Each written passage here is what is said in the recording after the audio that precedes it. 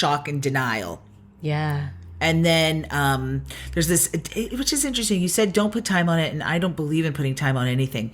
But there's this addictionhope.com that said that in general, shock and denial will last 2 to 3 months. This gets icky a little bit for me because I'm like, what did you do? But that's addiction, right? They're talking about addiction. No, this is grief, but it's called addictionhope.com. Oh. So this is 7 stages of grief. Sure, yes. So that's what they said. That's just, and then they said the second one, we'll go through them, but like the second one is pain and guilt. And then it says that it can go from 6 months to a year, feeling pain and guilt. But how do you put numbers on things like this? Yeah, that's what I'm wondering in my mind. I'm like, I guess shock, because after a while, shock will recede. Like that's very shock, and so maybe that's the 2-3 months, and then you get into the heavy grief, the sadness. Did you have guilt? No. Okay. Because it was an accident. It was a shock. It wasn't expected. It was just a very like, what? Oh, I guess you could say guilt comes into the thinking of like, oh my God, the last phone call, if I had just stayed on longer, if I had called them back from that message, those things like that. Yeah. I stayed away from that. I kind of did a self-care naturally to that because it was like, because I knew he loved me and I loved him, and it wasn't helping anything. It was just, so I didn't have guilt per se. I went right into the angry, I think, after the sadness. And how'd you deal with the anger? My husband wants to punch somebody every day. I'm just like... Yeah. I didn't deal. I just shut off a lot of those connections because like I said, a lot of people, it gets ugly logistically and stuff like that. And so I felt a lot of betrayal and I felt a lot of just sorrow anyway and stuff. So I just kind of went and I shut the door on a lot of things. And that's years. It's only now, and like I said, 16 years where I'm able to open up and reconnect with folks and talk about it in a enlightened way, without getting angry again and stuff. So wow. Okay, and so shock and denial is 1, pain and guilt is 2, anger and bargaining. Yes. That hurts my heart. Bargaining, which is, I can't even imagine. And the bargaining's rough because I would imagine a lot of people bargain, depending on your relationship with God and spirituality and religion and stuff, like you're bargaining with that. And it's like you can't, there's no bargaining there per se. I remember my dad wanted to be cremated. And so we did. We had a wake and it was beautiful. But there was an opportunity for me and my grandmother and grandfather to see him before his body, before, the whole thing. And, if for those that have had a parent or a loved one pass and then you see the body, it's was that not helpful. For me, I guess I could say yes. Okay. Because it definitely was not him. Like it was him, but it was not, he wasn't there, Yeah. And, so it was just weird, and all of it honestly sucks.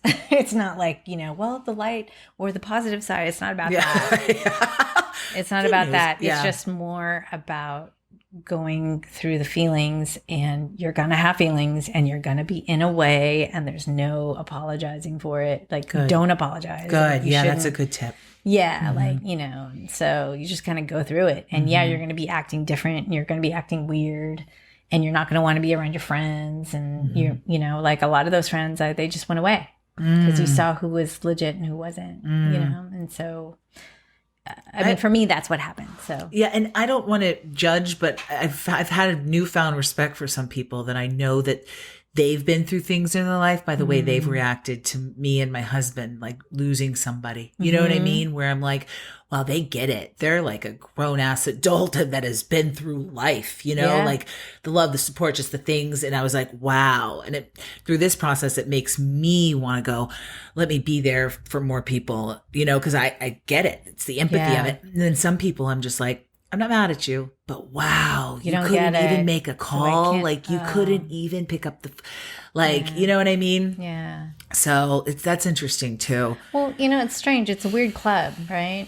The Dead Parent Club. I guess so. It is. I'm outside of it. but No, I'm in it but a you're little, you're but yeah, you're being supportive. You're Yeah. doing so good. Like, Oh, it's you're also sweet. hard on you, and I get that. yeah, it's hard for the It's because a crazy circumstance, Yeah. but it is definitely an element of life. It is part of life. It's not no strange. kidding. It sucks. And so true. it's kind of like how you bring it along. You know what I mean? Yeah. And I'm a firm believer because I've watched it like from young age. Like, I watched how to explain that to my little 2-year-old brother, how his mother's gone. How he has to make that make sense, and Yeah. just part of life. Harry Potter. That's why I thought Harry Potter was so brilliant. I've never seen it. What? I don't know anything about it. Sidebar. That's a sidebar. I know everybody. I don't know. I know he lived under a little thing under a staircase. I don't know much about it. You cannot go there. I'll have children and they will teach me everything. I think I missed that. Before that too. Okay. We'll go there. Okay. Star Wars is another one I'm learning too. Okay. Side note. I know everybody. I do live on this planet. I promise. 4 is depression. Okay. That looks different for everybody, but how long, like, there's no time frame for depression and it looks different and it's just what it is. That's the 4th one. How's Chris taking it? Because where is he at right now?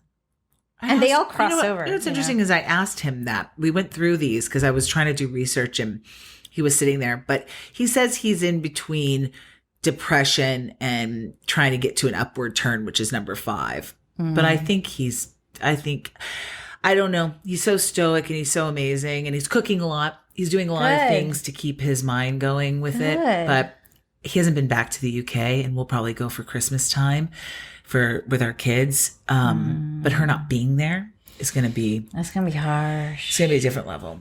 And so we'll see, but God bless him.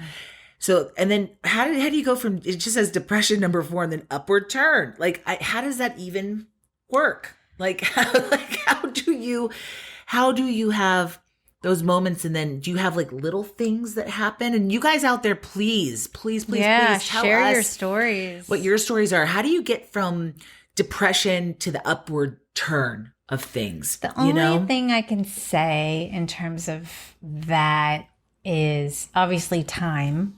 Okay. And, all these steps, it's not like 1 and done, we went from 4 to 5. and done. Yeah, I mean, like, you go back and forth and you weave through those things sometimes, there's a lot of, I was young, so there was a lot of life experience that has happened to me. And as my dad, obviously these are, you had dreams, you did things together that culminated in things when I'm older now, you know what I mean? Like, I had my baby. He would have loved the baby and I wish, you know what I mean? Oh, yeah. I got married. To this day, I think it would be amazing. He would. Did he meet Malcolm? No. I mean, I think, did y'all meet during college, like during graduation?